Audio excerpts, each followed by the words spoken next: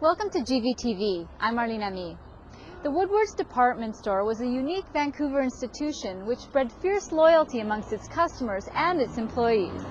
In today's story, Taylor Lou Lancer threads up his 8mm projector and shows us why the store was so loved by those who worked there. Okay, all Woodwards store 400 feet, so I'm glad to show that. You know, Woodwards was an organization that I have never seen anything like it. I came from a small town in the Netherlands and I came to Woodwards and I needed a job, you know.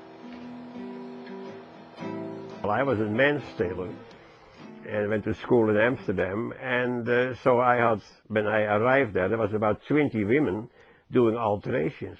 So here we are, ladies of the ladies fashion department, showing the new styles for the springtime, and the whole staff is watching it, and that is the manager of the ladies fashion department. I was not told what to take. I just, you know, said, well, I bring my camera and start shooting. Well, they said the customer is not always king, but they're always your customer. $1.49 day, Woodwards, $1.49 day, Tuesday. Men's shoes, ladies' shoes, menswear, hardware, furniture department, well, you name it. Every department had to send one representative to the advisory council, and they met once a month. And so there was never actually a friction, because it was all in the open. And that was a very wise move by the company to have an advisory council.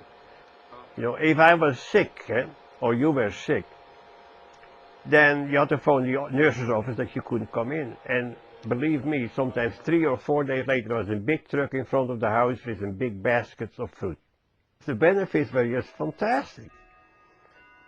And like I said, you know, and if you had a problem, you could talk about it. Here, for instance, we had skits, you know, when someone retires, and then here are the ladies of the alteration room, and they're all dressed up in old-fashioned clothing. Then there was just a sales promotion, actually, that everybody got dressed up with bow ties and hats and bowler hats, everything else. And the piano was playing the old honky-tonk music, you know, and to bring atmosphere, and it was good for the employees too. Everybody was participating, like a big party, and the customers liked it too, and they got sheets, song sheets to sing with the piano, and and then we had picnics, Woodwards picnics. Well, this is the harbor, when we were passing by under the second Narrows Bridge, you know, and then we went all the way along the shoreline. I took some shots of the shoreline, and then we had lunch there, and we come in, and some people brought some sandwiches and so forth.